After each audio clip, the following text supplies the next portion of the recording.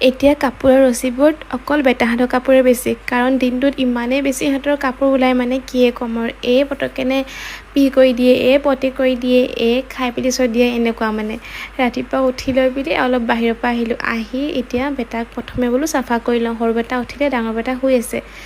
সৰু বেটাক চাফা কৰি হৈছেহে তেনেকৈ ডাঙৰ বেটাও উঠিলে। মোৰ এইফালে ভোকো লাগিছে, চাহ খাবলৈ মন গৈছে। বোলো নাই, ডাঙৰ বেটাকো চাফা কৰোঁ, তাৰপিছতে চাহ অকণমান খাম আৰু।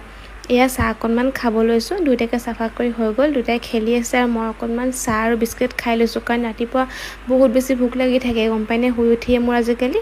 তাৰপিছত আকৌ জলপান খালোঁ। জলপানত আছিলে খিচিৰি আৰু লগতে ৰাতিৰ চিকেন আৰু ভোট জলকীয়া আচাৰ, এনেকৈ জলপান খালোঁ। খোৱাৰ পিছত আৰু দিনটো বেটাহঁতৰ লগতে পাৰ হৈছে।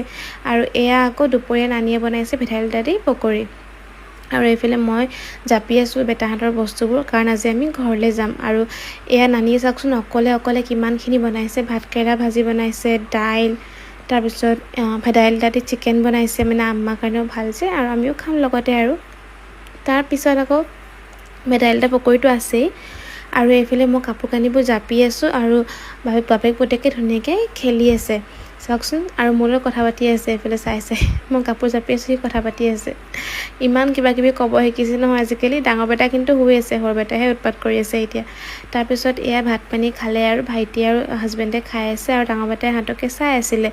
ভাত পানী ময়ো খালোঁ, খাই বৈ আমি ঘৰলৈ বুলি গুচি আহিলোঁ। প্ৰায় 20 দিনমানৰ পিছত চাগে আজি ঘৰলৈ আমি আহিছোঁ নেকি।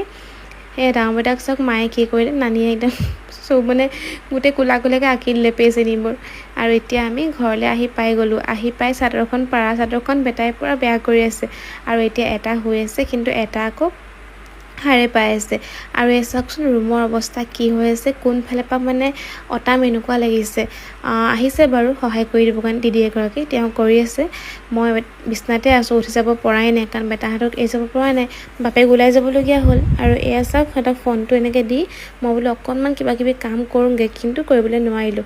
হাজবেণ্ডে আকৌ বনাইছিলে এইফালে ব্ৰেড পিজ্জা, খাবলৈ খুব টেষ্টি আছিলে। ৰেচিপিও দিলোঁ বাৰু মই, আপোনালোকে চাব দেই। আৰু চাহ আৰু পিজ্জা আমি এনেধৰণে খালোঁ। আৰু বেটাহঁতৰ চাওকচোন এক বেগ কাপোৰ হাতলৈ নোহোৱা হৈ গ'ল ন, সেই কাপোৰখিনি ছাইড কৰি দিছোঁ। ছাইড কৰি আকৌ নতুন কাপোৰ অলপমান গড্ৰেজৰ পৰা উলিয়াই দিছোঁ তাহাঁতলৈ শোৱা মানে এতিয়া। আৰু চাহ তাহ আমি খালোঁ, খাই কৰি হাজবেণ্ড আকৌ ওলাই গ'ল, মই আছোঁ দুটা বেটাকে অকলে লৈ কিনি। আৰু তাৰপিছত আৰু ৰাতি ভাত পানী খালোঁ, খাই বৈ দিনটো তেনেকৈ শেষ কৰিলোঁ। মাহঁতৰ ঘৰৰ পৰা আহিলোঁ কাৰণে অলপ বেয়াও লাগি আছে, কাৰণ মা ঘৰত থকা সমানটো হ'ব নোৱাৰে ন, ইয়াতে অকলশৰীয়া আমি দুটাই, উপায়টো নাই, থাকিব লাগিবই। 2টা পৰা 4টা হ'লোঁ বাৰু এতিয়া, আৰু আবাটো আছেই বাৰু তথাপিতো।